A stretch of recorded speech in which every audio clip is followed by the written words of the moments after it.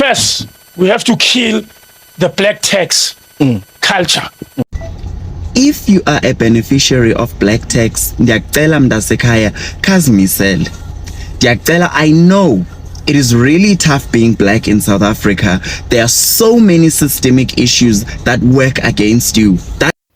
Amazing viewer, I'm so glad to have you once more. Thank you for stopping by. This is the right place for you. And here we are, African video. Black tax in court. At least South Africans have a term for this, because for us, we know it's something we've inherited from our parents, and it's a must, give back to your parents.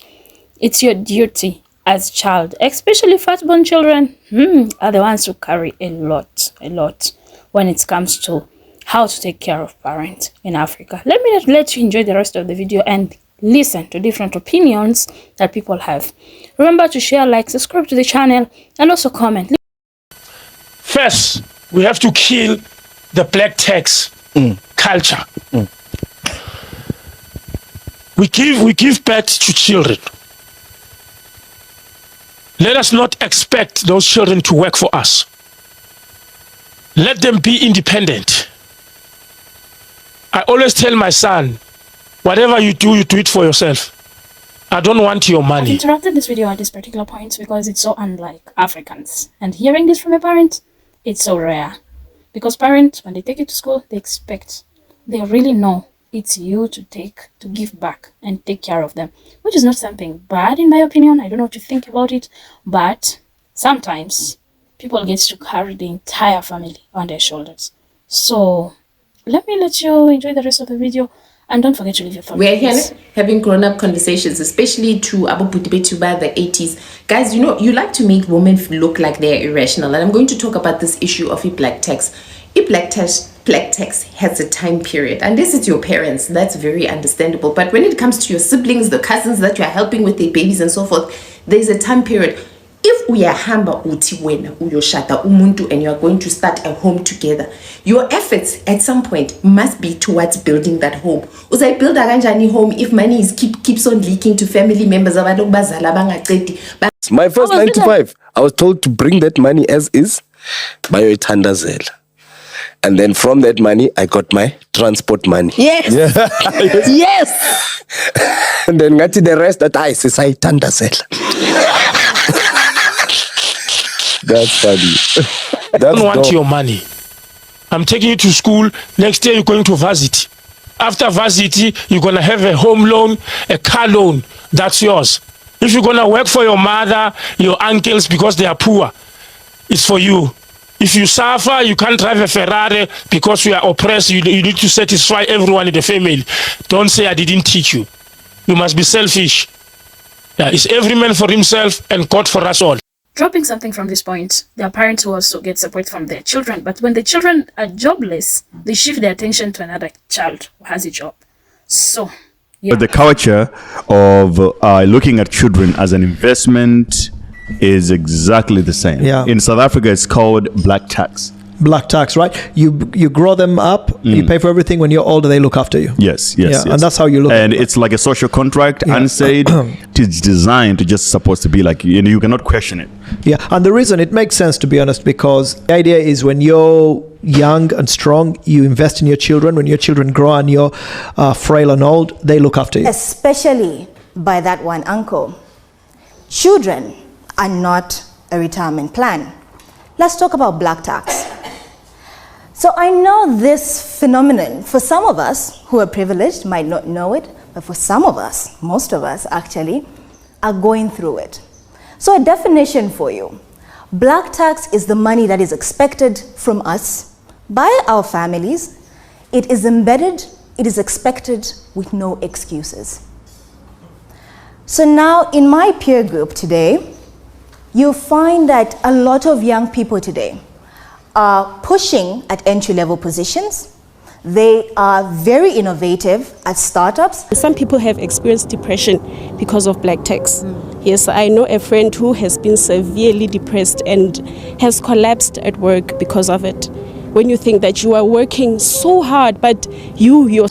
But their money is not their money. So the black child between the ages of 18 and 40 have inherited this black tax. We've inherited burdens. So our parents, uncompromising, out of love, spend thousands of kwachas on us from birth to the time that we get our independence. But the million-dollar question, I don't know if it's the million kwacha question now, is, are we then supposed to pay it all back? You yourself, you have nothing to show for it. You see, then you'll find that we are a group of people, maybe we are aged 22, we're working the same job, somebody has a car, some has have an apartment, you have nothing to show for it. But you're at work every day from 8 till 5. But yeah, that's when they ask you, what are you doing with your money? Then you just...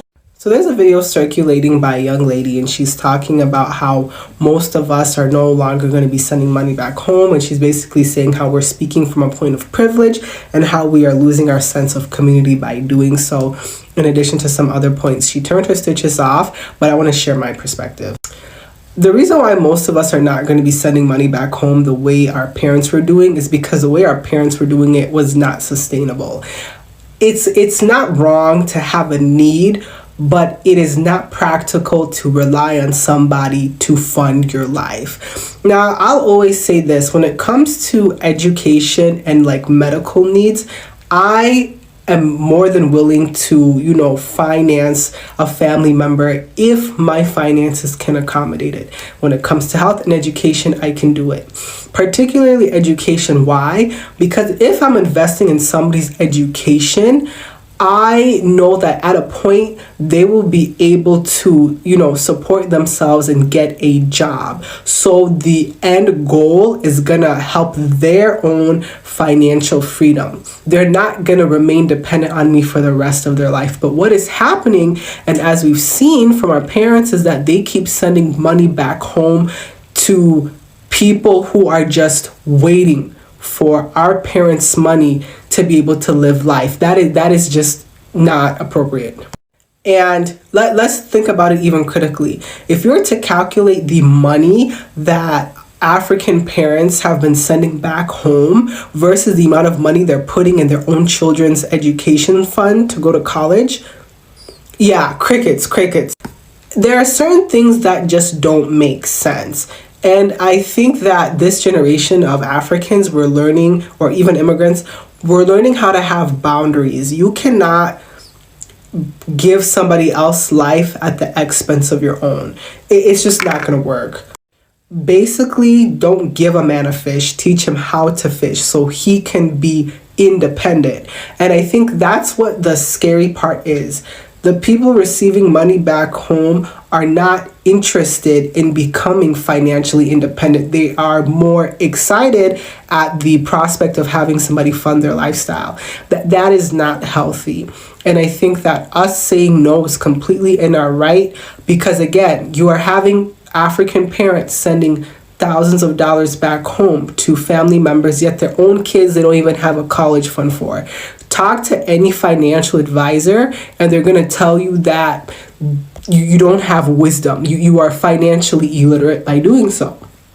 All in all, we are having boundaries, and that is going to annoy the people who want to be dependent on us, and that's not our problem.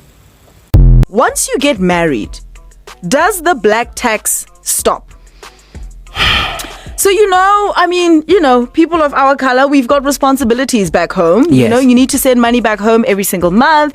Like as soon as you get your first paycheck, it goes to the house, right? But what happens once you come into a union with someone where you're living with them, you're sharing finances, you're wanting to build a family, start a family? Does that black tax still continue? Do you still continue to send money back home? So my thoughts on it is that the moment my finger has a ring, my finances also have a ring. My finances also have a other counterpart that needs to approve where this money is going, because I'm building with someone. Your family will always be There's no ways. your family. As they say, Then we're never going to progress. As they say, blood and water Netflix. Sorry, no, that's not. hey, aguna black tax, whatever you wish to call it, you will not know what it is until you are in varsity and you need to take your bursary money back home. And you need to take your NSFAS money back home because that's the money that they are depending on to eat. Because they were hoping you would get a job so that they could eat, but now because you did not get a job, now you are paying with your bursary money and NSFAS money. Sometimes, there is this bargaining, the black tax, when you are successful, they will want something, they will just take. And then what is boring about people who are taking when you are bargaining, so-called successful, those people, they don't bring anything to you. Just say, Malinga, I brought you a drink.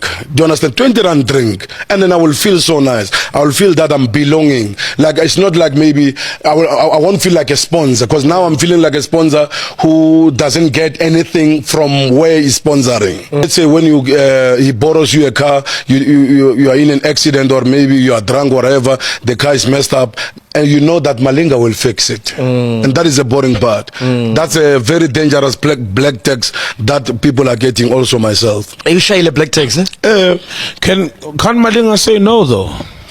Malinga is a good guy. He grew up in church, body of Christ. He always remember those codes in the Bible that says you must give. Blessed is the hands that gives. I know this is a very sensitive topic. I know that this is a topic that comes with a lot of stress, heartbreak, emotions, and pressure for a lot of people. And please don't take this video as me undermining all of those things or invalidating those feelings. And for the sake of this video, I'd like you to please take those emotions and just place them aside just for 3 minutes. On the issue of black tax, has it ever occurred to you that you are not black taxing? You are the chosen one. Has it ever occurred to you that you are not black taxing? You are the one that's going to change or break those chains of generational poverty in your family. Has it ever occurred to you that you are not black taxing?